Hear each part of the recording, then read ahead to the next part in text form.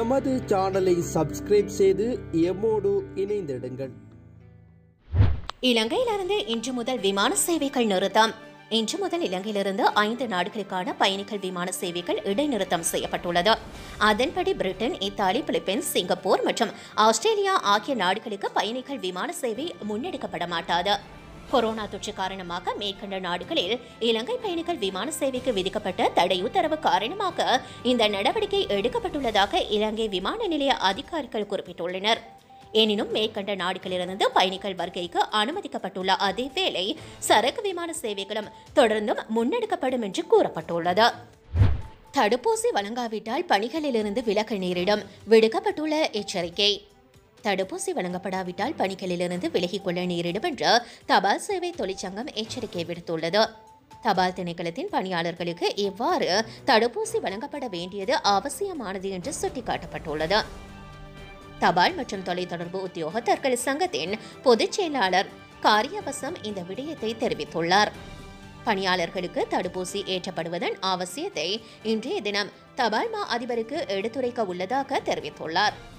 நெருக்கடியான சூழ்நிலையிலும் முதியோர் கொடுப்பனவு உள்ளிட்ட பல்வேறு தேவைகளுக்காக பணியாளர்கள் பல்வேறு இடங்களுக்கு செல்ல வேண்டியிருப்பதாக அவர் குறிப்பிட்டுள்ளார். வீதி மூடப்பட்டு ராணுவம், போலீசார் பாதுகாப்பு படையில். கொரோனா தொற்று அச்சம் காரணமாக மாகாணங்களுக்கு இடையிலான போக்குவரத்திற்கு அரசாங்கம் தடை விதித்துள்ளதை அடுத்து ஹட்டன், பலாங்குடை பிரதான வீதியின் பகவந்தலாவை, பெட்ரோசா, ஹட்டன் கொழும்பு வீதியில் கழுக்கல சந்தியிலிருந்து வீதி மூடப்பட்டு போலீசாரும் ராணுவத்தினரும் பாதுகாப்பு கடமையில் நள்ளிரவு 12 மணி முதல் ஈடுபடுத்தப்பட்டுள்ளனர். இதேவேளை ஹட்டன் பிரதான பஸ் தரிப்பிட காரியாலயம் மூடப்பட்டுள்ளதுடன் அரசு மற்றும் தனியார் பஸ்கள் தூர சேவைகள் நிறுத்தப்பட்டு உள்ளூர் சேவைகள் மாத்திரம் இடம்பெறுவதாக பஸ் நிலைய அதிகாரிகள் தெரிவித்துள்ளனர். மேலும் கொரோனா தொற்று விழிப்புணர்வு நடவடிக்கையில் சுகாதார பிரிவினரும் போலீசாரும் பல்வேறு சுகாதார நடவடிக்கைகளில் ஈடுபட்டு வருகின்ற போதிலும் முகக்கவசம் அணியாது சுகாதார விதிமுறைகளை பின்பற்றாது பொது இடங்களில் பொதுமக்கள் நடமாடுவதை அவதானிக்க முடிகிறது. வயோதிபர்களுக்கே அதிகளவு ஆபத்து, சுதர்சனி பெர்னாண்டோ புள்ளே. கோவிட் பெருந்தொற்று காரணமாக வயோதிபர்களுக்கே அதிகளவு ஆபத்து காணப்படுகிறது என ராஜாங்க அமைச்சர் சுதர்சனி பெர்னாண்டோ புள்ளே தெரிவித்துள்ளார். கொழும்பில் நடைபெற்ற செய்தியாளர் சந்திப்பில் சற்று முன்னர் இந்த கருத்தை அவர் வெளியிட்டிருக்கின்றார். இளையவர்களை விடவும் வயது முதிர்ந்தவர்கள் மரணிப்பதற்கான வாய்ப்பு அதிகம் என அவர் சுட்டிக்காட்டியுள்ளார். இலங்கையில் கோவிட் காரணமாக இளையோருக்கு ஆபத்து அதிகம் என பேசப்பட்ட போதிலும் உயிரிழப்பு குறித்து புள்ளி விபர தகவல்களின் அடிப்படையில் அதிகளவான வயோதிபர்களே உயிரிழந்து வருகின்றனர் என அவர் குறிப்பிட்டுள்ளார். சுகாதார பாதுகாப்பு வழிமுறைகளை மக்கள் முழு அளவில் பின்பற்ற வேண்டும் எனவும் வயோதிபர்களை பாதுகாக்க வேண்டும் எனவும் அவர் குறிப்பிட்டுள்ளார். அத்தியாவசியமற்ற வகையில் மக்கள் அதிகளவில் செறிந்துள்ள பகுதிகளுக்கான பயணங்களை தவிர்க்குமாறு அவர் கோரிக்கை விடுத்துள்ளார். வெளி மாகாணங்களைச் சேர்ந்தவர்கள் ஹோட்டல்களில் தங்க வைக்க வேண்டாம். வெளி மாகாணங்களைச் சேர்ந்தவர்கள் எவரையும் ஹோட்டலில் தங்க வைக்க வேண்டாம் என காவல்துறை கோரிக்கை விடுத்துள்ளது. ஹோட்டல்கள், விடுதிகளில் வெளி மாகாணங்களைச் சேர்ந்தவர்கள் தங்குவதற்கு அனுமதி அளிக்கப்பட மாட்டாது என்று அறிவிக்கப்பட்டுள்ளது.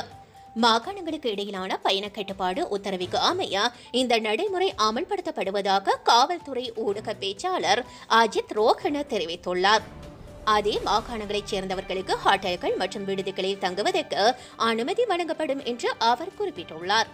மாகாண எல்லை பகுதிகளில், குறிப்பாக மாகாணங்களுக்குள் பிரவேசிக்கின்ற மற்றும் வெளியேறும் பகுதிகளில் பயண கட்டுப்பாட்டை அமல்படுத்தும் நோக்கில் கண்காணிப்பு பணிகள் தீவிரமாக்கப்பட்டுள்ளன. பயண கட்டுப்பாடுகள் உரிய முறையில் அமல்படுத்தப்படுகிறதா என்பதை கண்காணிப்பதற்கு காவல்துறையினர் கடமையில் ஈடுபடுத்தப்பட்டுள்ளதாக தெரிவிக்கப்படுகின்றது.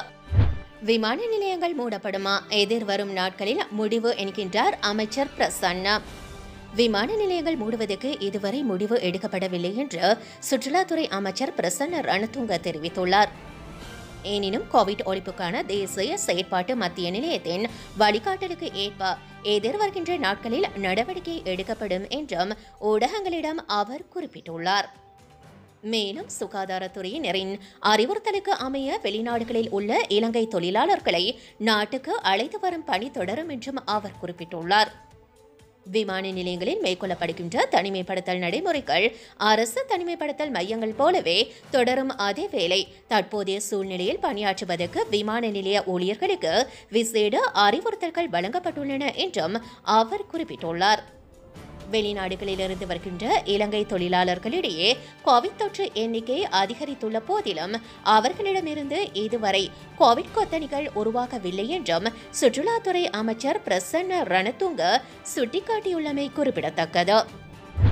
கோவிட்டால் நாடு முற்றாக முடங்குமா? அத்தியாவசிய சேவைகள் தயார் நிலையில். இலங்கையில் கோவிட் நோயாளர்கள் மேலும் அதிகரித்தால் நாட்டை முழுமையாக முடக்க வேண்டியிருக்கலாம் என்பதால் அத்தியாவசிய சேவைகள் அனைத்தும் தயார் நிலையில் வைக்கப்பட்டுள்ளதாக தெரிய வருகிறது. அத்துடன் அனைத்து அத்தியாவசிய சேவைகளும் மட்டுப்படுத்தப்பட்ட பணியாளர்களுடன் தயார் நிலையில் இருக்குமாறு சம்பந்தப்பட்ட அதிகாரிகள் கேட்டுக் கொண்டுள்ளனர். அத்தியாவசிய சேவைகள் தொடர்பான ஜனாதிபதி செயலனின் பிரதானி பசில் ராஜபக்ஷ தலைமையில் அலரி மாளிகையில் அத்தியாவசிய சேவைகள் பணிக்குழுவுடன் நேற்று இடம்பெற்ற கலந்துரையாடலில் நாட்டில் காணப்படுகின்ற சுகாதார நெருக்கடி குறித்து தீவிரமாக ஆராயப்பட்டதாக தகவல்கள் வெளியாகியுள்ளன. நாட்டின் அனைத்து மாவட்டங்களிலும் தற்போது கோவிட் நோயாளர்கள் காணப்படுகின்றனர் என தெரிவித்துள்ள சுகாதார அதிகாரிகள் கடுமையான சுகாதார வழிகாட்டுதல்களை நடைமுறைப்படுத்தப்படாவிட்டால் நோயாளர்களின் எண்ணிக்கை அதிகரிக்கலாம் எனவும் இது நாட்டின் சுகாதாரத்துறையின் மீது கடுமையான பாதிப்பை ஏற்படுத்தலாம் எனவும் தெரிவித்துள்ளனர். இந்நிலையில் கோவிட் வைரஸ் பரவல் காரணமாக இம்முறை வெசக் தின கொண்டாட்டங்கள் ரத்து செய்யப்பட்டுள்ள நிலையில் இவ்வாரம் முஸ்லிம்கள் நோன்பு பெருநாளையும் வீடுகளிலே கொண்டாடுமாறு சுகாதார அதிகாரிகள் வலியுறுத்தியுள்ளனர். நாட்டில் கடந்த சில நாட்களாக கோவிட் நோயாளர்களின் எண்ணிக்கை என்றுமில்லாதவாறு அதிகரித்து வருகின்றமை குறிப்பிடத்தக்கது. முழு நாட்டையும் முடக்க வேண்டிய அவசியம் இன்னும் ஏற்படவில்லை. அமைச்சர் வாசுதேவ. கோவிட் தொற்றால் முழு நாட்டையும் முடக்க வேண்டிய அவசியம் இன்னும் ஏற்படவில்லை என்று அமைச்சர் வாசுதேவ நாணயக்கார தெரிவித்துள்ளார். இது தொடர்பில் அவர் மேலும் தெரிவிக்கையில் 2020 மார்ச் மாதத்தில் நாட்டை முடக்கியதன் மூலம் நாம் அனுபவத்தை பெற்றுள்ளோம். எனினும் விவசாயம் மற்றும் பெருந்தோட்ட தொழில் போன்ற நமது அத்தியாவசிய தொழில்கள் நிறுத்தாது முன்னெடுத்தோம். நாட்டின் தொற்று நோய் பரவலுக்கு ஏற்ப பயண கட்டுப்பாடுகள் விதிக்கப்பட வேண்டும். தற்போது அரசு அதனை வெற்றிகரமாக செய்து வருகின்றது. கோவிட் தொற்று அதிகமான பகுதிகள் அடையாளம் கண்டு மருத்துவர்களின் ஆலோசனைக்கு அமைய தனிமைப்படுத்தல்களை அரசு முன்னெடுத்து வருகிறது. எனவே அவசியமான பகுதிகள் மட்டுமே தனிமைப்படுத்தப்பட வேண்டும். அத்தோடு தனிமைப்படுத்தும் பகுதிகளில் நோய் தொற்று குறையும் போது அவை விடுவிக்கப்படுகின்றன. மக்கள் தங்கள் சேவைகளை பூர்த்தி செய்ய முடியாத நிலையில் உள்ளனர். இதன்போது நாடு முழுவதும் முடக்கப்பட்டால் அவர்கள் ஒரு பெரிய நெருக்கடியை எதிர்கொள்வார்கள். அதன்படி மருத்துவ மற்றும் நிபுணர்களின் ஆலோசனைக்கு அமைய நோயாளர்கள் பதிவாகும் எண்ணிக்கையை அடிப்படையாக கொண்டு தற்போது சரியான நடவடிக்கைகள் நாங்கள் பின்பற்றுகின்றோம் என்று அவர் குறிப்பிட்டுள்ளார். அத்துடன் உண்மையான தரவுகளை ஆராய்ந்து அனைத்து மக்களுடனும் கலந்துரையாடிய பின்னர் இந்த தனிமைப்படுத்தலை மிகவும் கவனமாக செய்து வருகின்ற நிலையில் முழு நாட்டையும் முடக்க வேண்டிய அவசியம் இன்னும் ஏற்படவில்லை என்று அவர் சுட்டிக்காட்டியுள்ளார். படுதோல்வியடைந்த கோட்டாபாய அரசாங்கம் கடும் சீற்றத்தில் முறுத்தெட்டுவே ஆனந்த தேரர். கொரோனா வைரஸ் நிலைமைகளை கையாள்வதில் ராஜபக்ஷ அரசு படுதோல்வி அடைந்துள்ளதாக அபயாராம விகாரையின் விகாராதிபதி முறுத்தெட்டுவே ஆனந்த தேரர் தெரிவித்துள்ளார். கொழும்பில் நேற்று செய்தியாளர்களிடம் பேசிய போதே அவர் இவ்வாறு குறிப்பிட்டுள்ளார்.